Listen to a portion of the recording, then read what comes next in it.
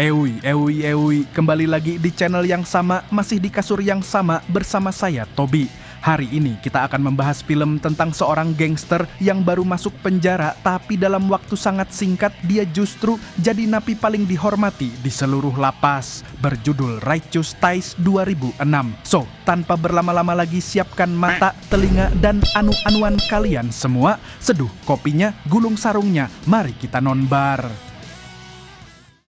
Berlatar di Korea Selatan, kisah diawali dengan seorang gangster legendaris bernama Dong Chi-sung yang di dunia mafia Korea julukannya cukup seram. Dia dikenal sebagai ahli pisau yang lebih cepat dari pistol.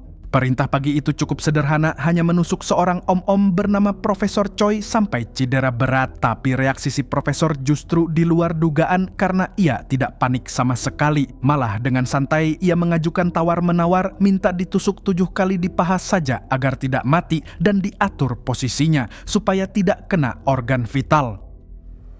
허벅지 7방이라든가? Chi-sung yang tidak ingin meladeni drama pun menyuruh si profesor menusuk dirinya sendiri kalau mau posenya rapi. Tapi saat Choi terus mengulur waktu, tiba-tiba terdengar suara sirine dari kejauhan. Si profesor pun langsung berubah jadi sombong karena ia merasa polisi yang ia panggil diam-diam sudah datang menyelamatkannya.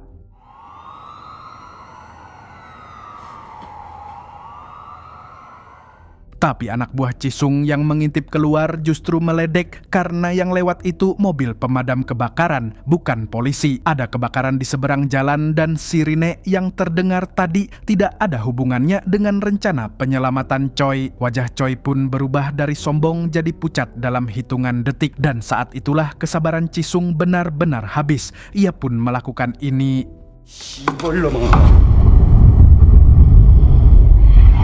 Chi-sung pun ditangkap dan seorang jaksa menawarkan kesepakatan menarik. Hukumannya akan dipotong jadi 5 tahun kalau ia mau membongkar siapa bos mafia yang menyuruhnya. Namun kalau menolak ancamannya bisa sampai 20 tahun penjara. Bagi sebagian besar orang ini pilihan mudah, tapi Chi-sung memilih untuk tetap tutup mulut. 잘 모르시죠?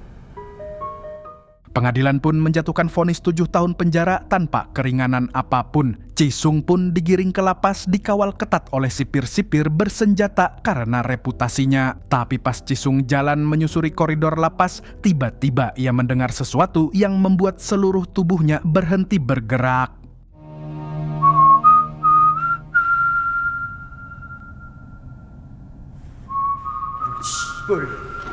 Itu siulan nada yang ia kenal sejak bocah, signature satu sahabat masa kecilnya yang sudah lama dikira mati. Tanpa pikir panjang, dia langsung mencari sumber suara itu. Ia menemukan sosok yang dulu ia tangisi kematiannya, Jung Sun Tan, sahabat masa kecilnya yang ternyata masih hidup dan kini jadi terpidana mati yang sedang menunggu hari eksekusi. Beberapa waktu kemudian, Sun Tan mengajak Chi-sung jalan-jalan di lapangan penjara, menceritakan kondisi lapas dan siapa saja orang yang harus diwaspadai, sambil menyinggung kematian ayahnya yang baru saja terjadi sebelumnya, sebuah perpisahan yang ia jalani sendirian dari balik jeruji. Setelahnya, mereka pun pindah ke kantin untuk makan siang, di mana Sun Tan memperkenalkan Chi-sung ke teman-teman selnya yang akan jadi bagian dari hidup Chi-sung 7 tahun ke depan. Sementara itu di luar penjara, di pemandian air panas, Bos Kim, sang pemimpin geng, sedang berendam santai bersama Han Wook tangan kanannya. Tapi obrolan mereka jauh dari kata santai karena topik utamanya adalah satu orang yang baru saja masuk penjara demi melindungi sang bos, yaitu Dong Chi-sung sendiri.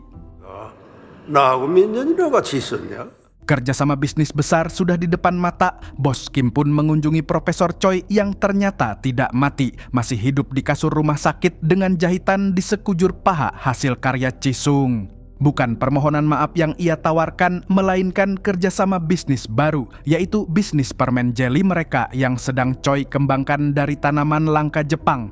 Choi pun setuju, namun dengan satu syarat, yakni Chi-sung harus mati di dalam penjara. Bos Kim pun mengutus Jo Jong, sahabat masa kecil Chi-sung yang juga ada di gengnya, untuk melakukan kunjungan ke kedua orang tua Chi-sung. Jo Jong pun mengabarkan kalau anak mereka di penjara, tapi orang tua Chi-sung tidak tidak kaget sama sekali karena mereka sudah lama memutus hubungan dengan anaknya itu. Mereka tidak mau berurusan dengan dunia gangster yang Cisung pilih. 누가 깡패라고 해요? 우리 회사원이에요. 갖고 사람 되어 갖고 나오라고.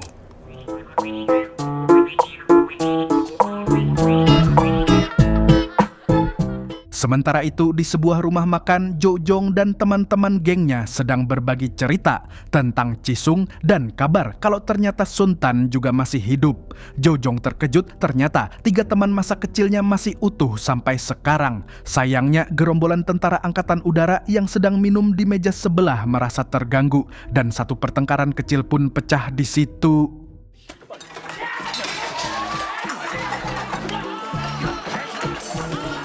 Tapi ini bukan tentara biasa dan Jojong serta teman-temannya pun harus pulang dengan luka-luka. Sebuah pertanda yang nantinya akan jadi penting di film ini. Sementara itu di dalam penjara, Cisung mulai memperhatikan satu napi yang paling sering jadi sasaran, yaitu seorang napi botak kecil yang sering dipukuli oleh kepala kamar bernama Park Mun-soo. Suatu pagi, ia muncul di kantin dengan muka bonyok parah akibat semalam dihajar Park Mun-soo.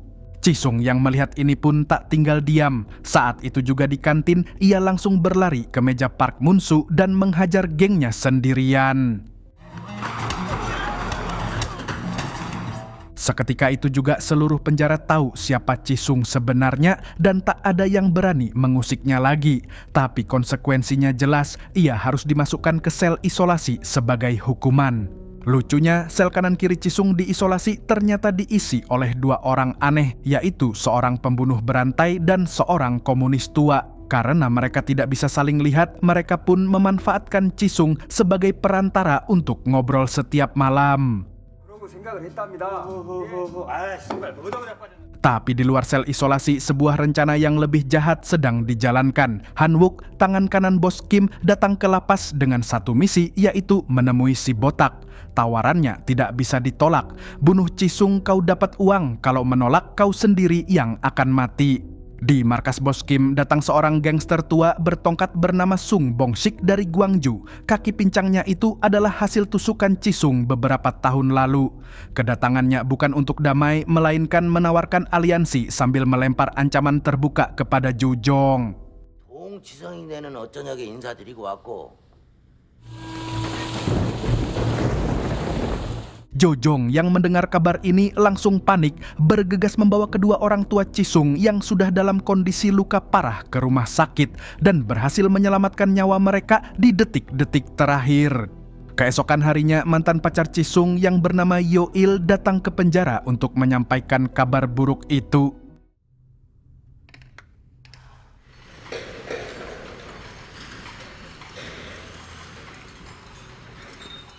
Bayangkan posisi Cisung saat itu, 10 tahun ia mengabdi, masuk penjara demi melindungi reputasi bos, dan sebagai balasan kedua orang tuanya justru ditusuki oleh gangster yang sekarang jadi sekutu bos itu sendiri.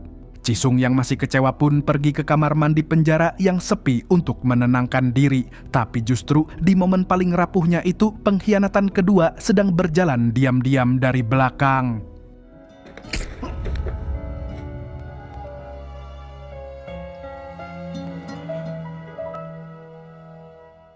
Reaksi Cisung mengejutkan, dia tidak melawan, hanya ambruk dengan pasrah karena paham si botak hanyalah pion yang tidak punya pilihan. Sementara si botak terisak, hancur karena baru saja mengkhianati satu-satunya orang yang dulu berani membelanya.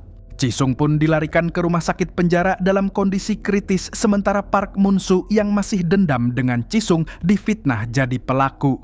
Disinilah Jojong baru sadar ada yang tidak beres dan langsung menginterogasi Han-wook. Di bawah tekanan, akhirnya semua kebenaran terbongkar. Perintah membunuh Cisung datang langsung dari bos Kim demi mengamankan kerjasama bisnis dengan Profesor Choi. Jojong pun bergegas ke rumah sakit penjara dan menjelaskan semuanya pada Cisung yang masih terbaring. Penusuk orang tuanya adalah Sung Bong-sik, otak penusukan kamar mandi adalah bos mereka sendiri. 기어가는 모든 씨발놈들을. Beberapa hari kemudian, Cisung pulih dan kembali ke sel. Tapi yang berbeda kali ini, Sun Tan jadi sering tidak bisa tidur tiap malam karena hukuman matinya tinggal menunggu hari setelah ketahuan masih hidup. Geng baru yang mereka bentuk di penjara pun mulai menyusun rencana untuk kabur dan balas dendam. Cisung pun langsung mengumpulkan teman-teman selnya untuk satu rencana, yaitu kabur dari penjara. Cara pertama menggali terowongan dari toilet di sel, tapi setelah berjam-jam menggali, ternyata ujung terowongan tembus ke kawasan militer.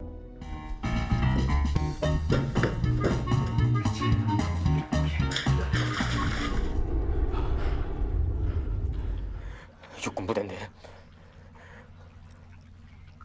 돌아가자. Cara kedua, menjebol tembok pakai puluhan napi sekaligus. Mereka tahu kalau struktur tembok penjara dibangun dengan material yang jelek, jadi seharusnya bisa dirobohkan dengan dorongan ramai-ramai. Tapi inilah yang terjadi.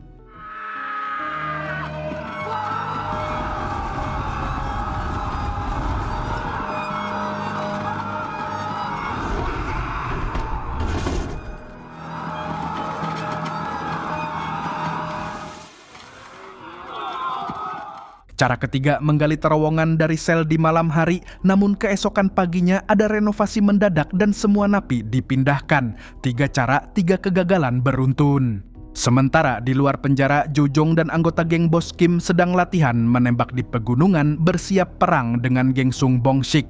Tapi karena di Korea Selatan pistol diatur sangat ketat, gangster-gangster ini pun jadi amatir saat memegang senjata. Dan saat giliran Jojong menembak, pelurunya justru meleset jauh ke langit.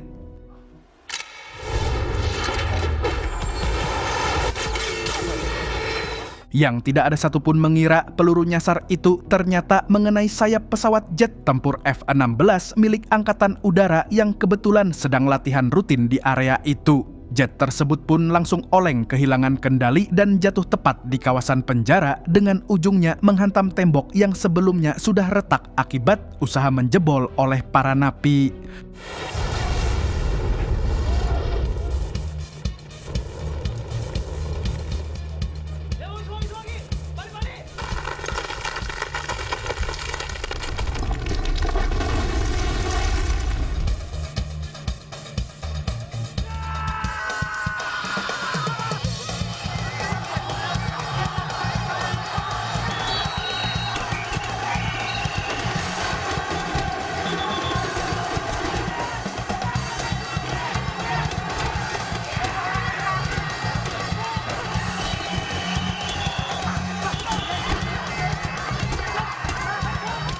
Tembok jebol total dan sekitar 200 napi langsung berhamburan keluar dipimpin oleh Cisung dan Sun Tan.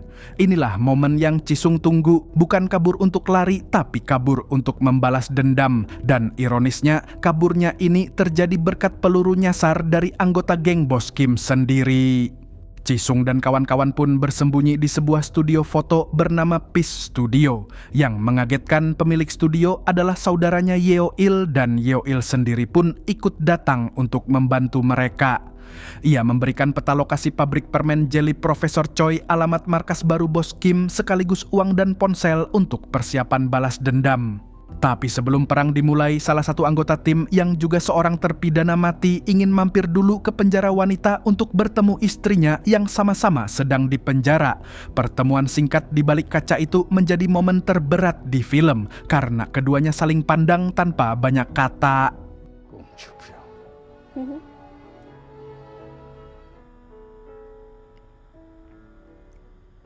난 내일 또 올까? 잘 다녀. Target pertama adalah pabrik permen jelly milik Profesor Choi. Cisung dan timnya menyerbu pabrik itu, menghabisi anak buah Choi dan membakar pabrik itu hingga hanya tersisa puing-puing. 질문을 다 한다.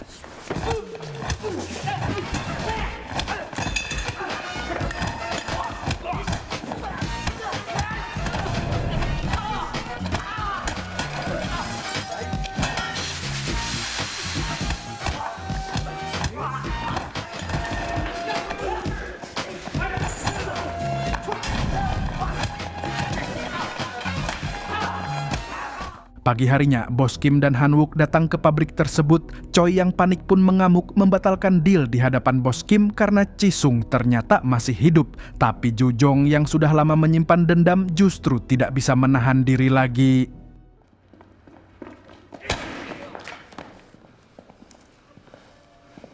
Target kedua adalah Sung Bong Sik. Jisung dan Suntan membuntuti mobil Bong Sik di tengah kota. Lalu saat berhenti di lampu merah, mereka memecahkan kaca mobil dan memojokkan sang gangster pincang di kursi penumpang yang sudah tidak ada tempat lari. Begitu lampu hijau menyala, Jisung pun menghabisi Bong Sik dengan brutal. Dua pengkhianat sudah, tinggal satu yang paling sulit, yaitu Bos Kim sendiri, orang yang 10 tahun ia bela mati-matian. Jisung pun berjalan masuk ke markas baru Bos Kim seorang diri. Tapi yang menghadang Jisung pertama bukan Bos Kim, melainkan Jo Jong sendiri. Jo Jong menyuruh Jisung pergi saja karena ia tidak mau baku hantam dengan sahabatnya sendiri. Tapi Jisung tidak mau, ia masih ingin balas dendam ke Bos Kim. Jo Jong pun mau tidak mau maju dan menantang Jisung untuk duel 1 lawan 1.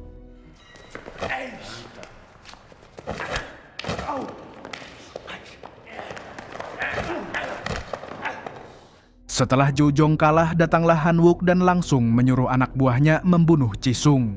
Melihat itu, Jo Jong justru melarang Jisung untuk melawan karena ternyata tujuan duel tadi adalah sebuah bentuk untuk mencegah sahabatnya dibunuh oleh pasukan Bos Kim. Tapi Jisung yang sudah diselimuti amarah tidak peduli seberapa banyak lawannya, ia langsung maju untuk menghadapi mereka meskipun sendirian.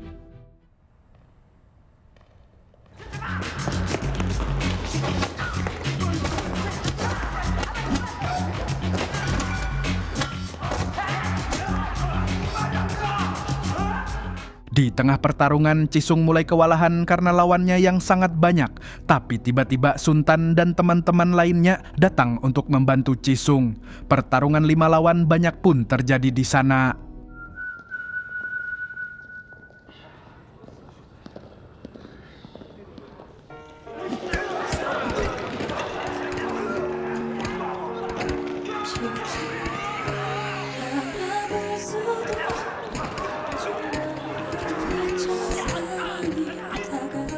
Di sisi lain, Bos Kim menggunakan kesempatan itu untuk kabur dari kekacauan. Jisung yang melihat itu pun langsung mengejarnya dengan mobil. Tapi di tengah jalan, Jo Jong yang ternyata masih bisa berdiri menghadangnya sambil mengacungkan pistol tepat ke arah mobil Jisung. Melihat itu, Jisung tidak takut dan terus melajukan mobilnya. Tapi di detik terakhir, Jo Jong bukannya menarik pelatuk, malah menurunkan pistolnya. Jisung tidak menyangka dan inilah yang terjadi.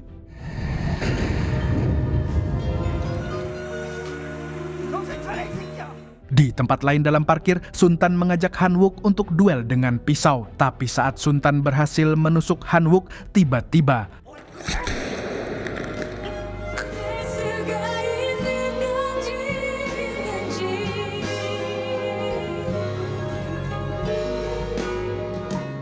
tidak lama kemudian, polisi pun datang untuk menangkap mereka semua. Sementara itu, Jisung tetap mengejar Bos Kim yang sedang berusaha kabur. Tapi tiba-tiba polisi datang dan berhasil mengepung mereka berdua di tengah jalan.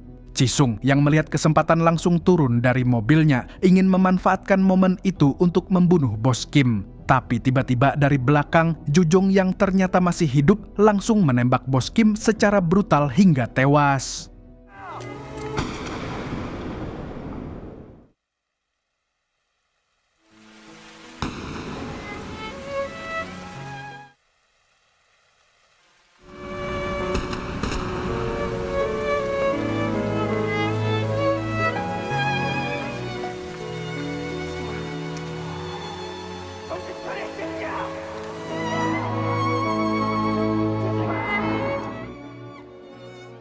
Dan di flashback terakhir, kita pun melihat ketiganya sebagai anak kecil, berlari-lari di sawah lumpur tanpa beban, melompat tinggi dan tertawa di bawah matahari, sebelum dunia mafia merusak segalanya.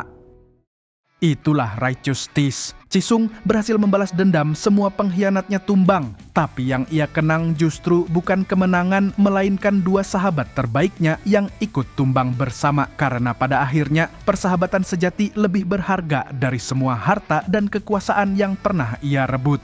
Saya Tobi mewakili jajaran Warung Kopi mengucapkan terima kasih. Sampai jumpa di video selanjutnya. Burung Kuntul pamit undur diri. Terbanglah tinggi si burung kuntul, bawa mimpi ke ujung dunia.